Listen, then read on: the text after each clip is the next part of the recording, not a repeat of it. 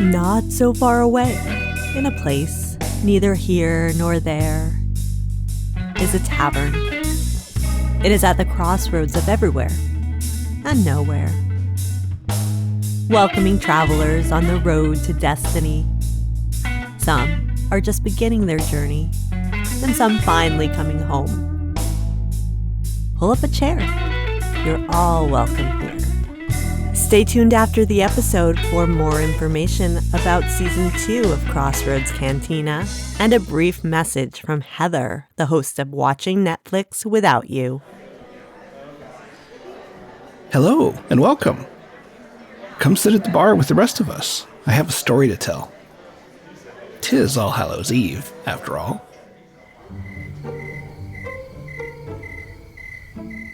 The streetlights flicker on as dusk descends.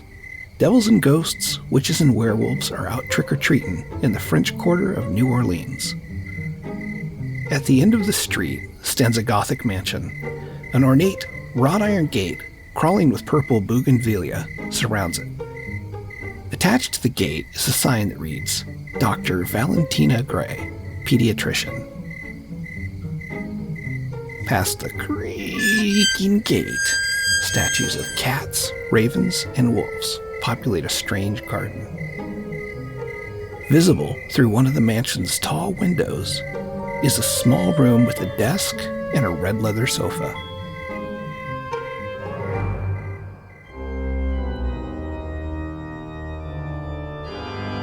A tall, elegant woman, Dr. Valentina Gray, sits behind the desk.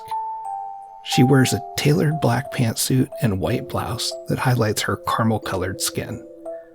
Her auburn braids are pulled away from her face, falling down her back. At her neck, a large, blood-red ruby. On the sofa is Amy, a woman with long black hair hanging limply, framing a pale face. Blue-purple crescents darken the hollows under her eyes. So, I reviewed everything, and I'm afraid there's nothing that can be done.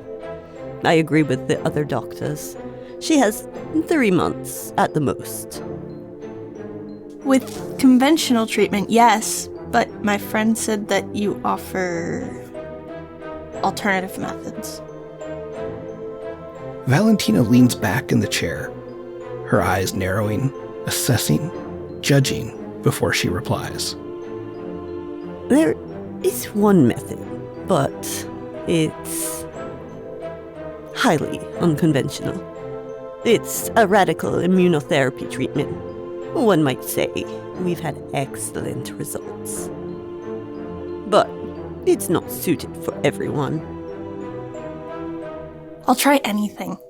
We've been up and down the East Coast going to doctor after doctor. They're all saying the same thing, that there's no hope. But if there's just something you could do, it's just that at the moment money's a little tight with all the medical bills. But I can pick up a third job. Please, if you can save her. Valentina gazes at the floor, frowning when her eyes light on an empty dog bed and next to it, a metal water bowl engraved with the name Spike. A smile pulls at the corner of her lips as she looks back to Amy. I'm sure we can work something out.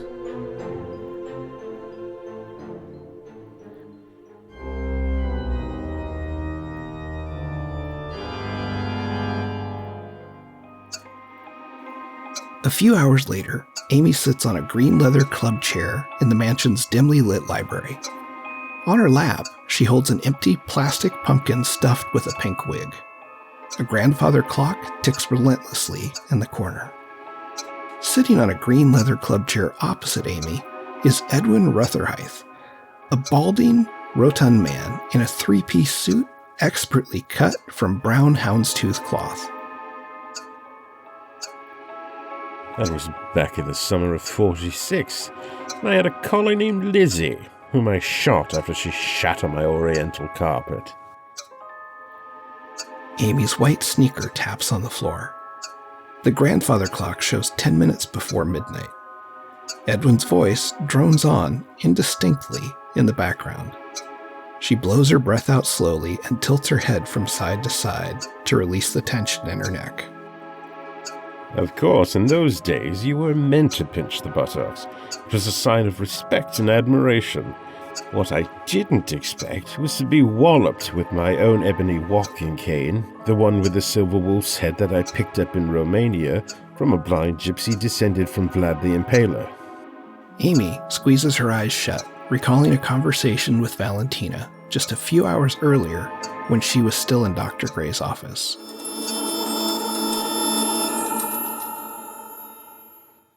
I don't think I can do that. Would you rob a bank to get the money for the treatment? I don't know, maybe? Yes, probably, but that's different. It's not that different. Think of it as a favor, an exchange of services. What's one sacrifice compared to what I'm offering to save Felicity? I don't... Amy drops her head into her hands, her fingers digging into her scalp, shoulders sagging. Valentina watches her closely, stroking the ruby at her neck with one hand. It glows faintly. After a few moments, Amy abruptly sits up. Will it be quick?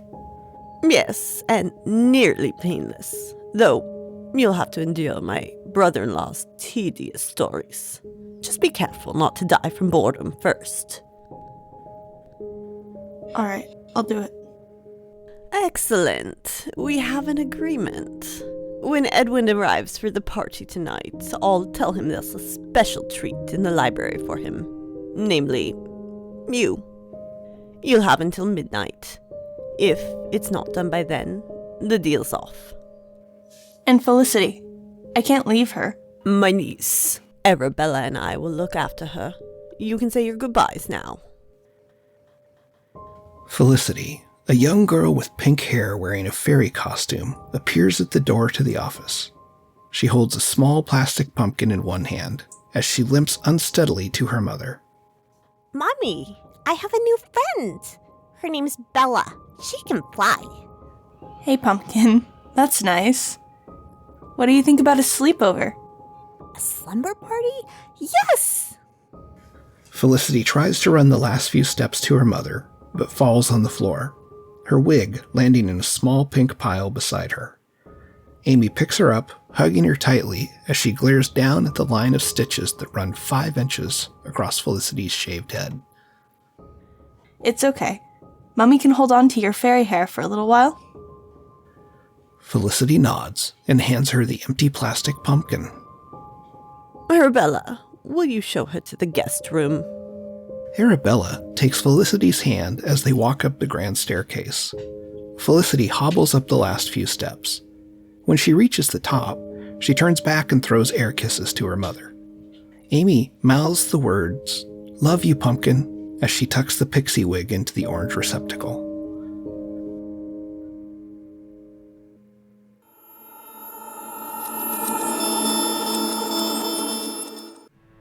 Back in the library, Amy opens her eyes, wiping sweat from her brow. That first time was terribly messy. Blood everywhere. The jugular is powerful and spurts of its own accord. You need to keep your lips clamped over the bite. Amy's breathing is ragged and shallow. The clock shows 5 minutes until midnight. I never got the knack of sonar. Yesterday, I ended up in a children's playground hanging from the jungle gym. I awoke to see the mouth of a ferocious Labrador only inches away. Just then, the sun peeked over the horizon, and I couldn't support my human weight. I slipped off and landed on it, flattening him like a golden pancake. Amy grasps and releases the folds in her jeans. She swallows hard. Waste not, want not, you know. I never had Labrador before. That's when Valentina, my sister-in-law, showed up yelling, "Spike! Spike!" and asked what the devil I was doing. When I told her I don't recommend dog blood, it's a bit gamey really, she became terribly unreasonable. Amy glances at the clock. 2 minutes till midnight. I can do this. I can do this. I do apologize, my dear. I must be rambling. Why don't you come a bit closer? Have a seat. As Amy stands up, the clock bongs the first strike of midnight. She steps toward Edwin, the blood rushing loudly in her ears, the veins of her neck pulsing visibly. That's it. Come closer. You are a lovely sight, so full of life. The deep tones of the clock continue, reverberating through the air. I'd love to stroke your enchanting face, your graceful neck, my dear. He tries to raise his hands, but his wrists are wrapped in delicate silver strands. But Valentina bound me with these enchanted chains. He licks his fleshy lips. But if you just sit on my lap... On the 10th chime, Amy raises her hand above her head. She's holding a sharp wooden stake. Oh, I say. No need for that. As the 11th bong rings out, she plunges the stake into his chest, driving it into his heart. His brown irises turn white and a hissing sound escapes his lip, releasing a foul odor. The clock strikes the 12th note and the door to the library opens. Valentina steps inside. Well done, Amy. I knew you had it in you. And the deal is the deal. I stopped Felicity's disease, dead in its tracks. She's stronger than ever. Why don't you go see her?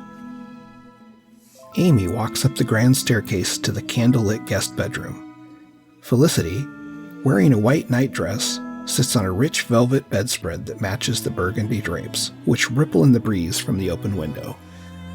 Amy hurries towards her daughter, dropping to her knees and engulfing her in a tight hug. Eventually, she pulls away and cups Felicity's face in her hands. How are you feeling? I'm hungry, Mommy. Okay, Pumpkin, there's some candy. Amy's words freeze in her mouth. As Felicity smiles, her lips pull back to reveal 2 fangs glistening in the flickering candlelight.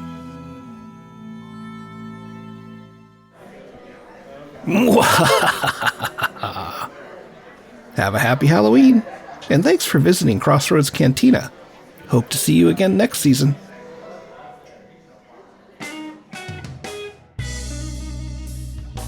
You've been listening to Crossroads Cantina.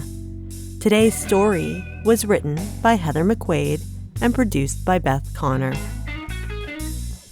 I want to thank everyone who's been a listener of Crossroads Cantina. It's been a labor of love for me, and I'd like to think that it's grown immensely since its debut a year ago. I'm going to be taking a small break as I prepare season 2 for you. Please take a moment to subscribe to my mailing list at www.crossroadscantinapodcast.com for teasers, trailers, and possibly some free stuff. As it gets closer to the premiere of season 2, I will have more information for you, and I hope you've enjoyed the first season of Crossroads Cantina. Hope to see you again soon.